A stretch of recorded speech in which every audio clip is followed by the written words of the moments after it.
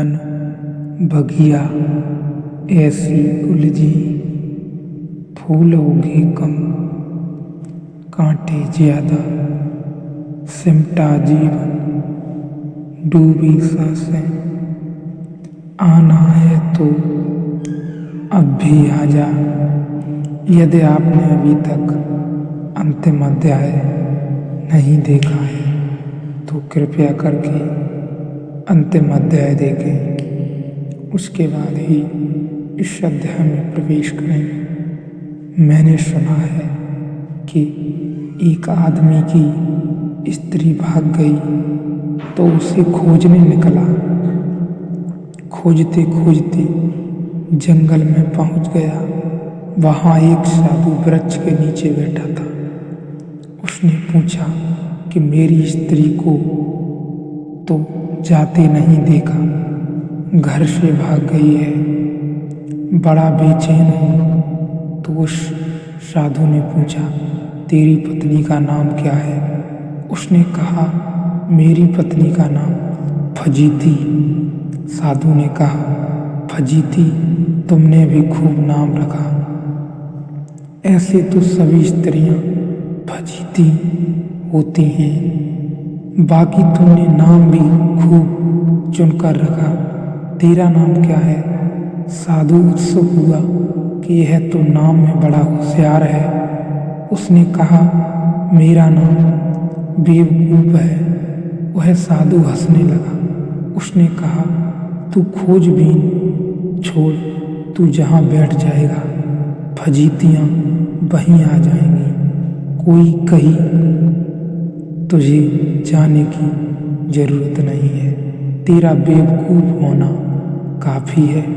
फजीतियाँ तुझे खुद खोज लेंगी। संसार को छोड़कर आदमी भाग जाता है तो संसार छोड़ने से उसकी मंदबुद्धिता तो नहीं मिटती, उसकी मूर्छा तो नहीं मिटती, मूर्छा तो नहीं मिटती। वह उस मूर्छा को लेकर मंदिर में बैठ जाता है, नए बंधन बना लेता है। वह मूर्छा नए जाले बुन लेती है। पहले संसार में बंधा था, अब वह संन्यास में बन जाता है, लेकिन बिना बंधन ही नहीं रह सकता। मुक्ति है प्रथम चरण पर, उसके लिए कोई आयोजन नहीं। आयोजन का मतलब हुआ कि अब आयोजन में बंधे, इंतजाम किया तो इंतजाम में बंधे, फिर इसमें छूटना पड़ेगा तो यह कहाँ तक चलेगा? यह तो अंतहीन हो जाएगा। सुना है मैंने, एक आदमी डरता था मरघट से निकलने से, और मरघट के पार उसका घर था तो रोज निकलना पड़ता है। इतना डरता था कि रात घर से नहीं निकलता था, सांझ घर लौट आता था तो कपता हुआ आता था। आखिर एक साधु दया आ गई। उसने कहा कि तू यह फिक्र छोड़, यह ताबीज ले, यह ताबीज सदा बांध कर रखे, फिर कोई भूत प्रेत तेरे ऊपर कोई परिणाम न ला सकेगा। परिणाम हुआ, ताबीज बांधने से भूत प्रेत का डर मिट गया, लेकिन अब एक नया डर पकड़ा कि कहीं ताबीज खो न जाए।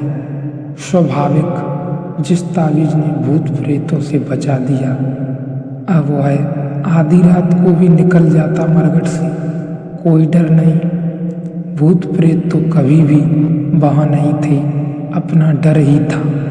ताबीज ने डर से छुड़वा दिया, लेकिन नया डर पकड़ गया कि यह ताबीज कहीं खो न जाए। तो वह स्नान गृह में भी जाता तो ताबीज लेकर ही जाता। बार बार ताबीज को टटोल कर देख लेता। अब वह इतना भयभीत रहने लगा कि रात सोए तो डरे कि कोई ताबीज न खोल ले, कोई ताबीज चुरा न ले जाए, क्योंकि ताबीज उसकी जिंदगी हो गई। डर अपनी जगह कायम रहा, भूत का न रहा तो ताबीज का हो गया।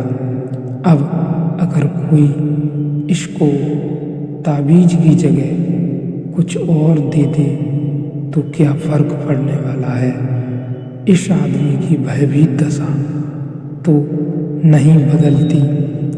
भूत का थोड़ी प्रश्न है, भय का प्रश्न है, तो तुम भय को एक जगह से दूसरी जगह हटा सकते हो।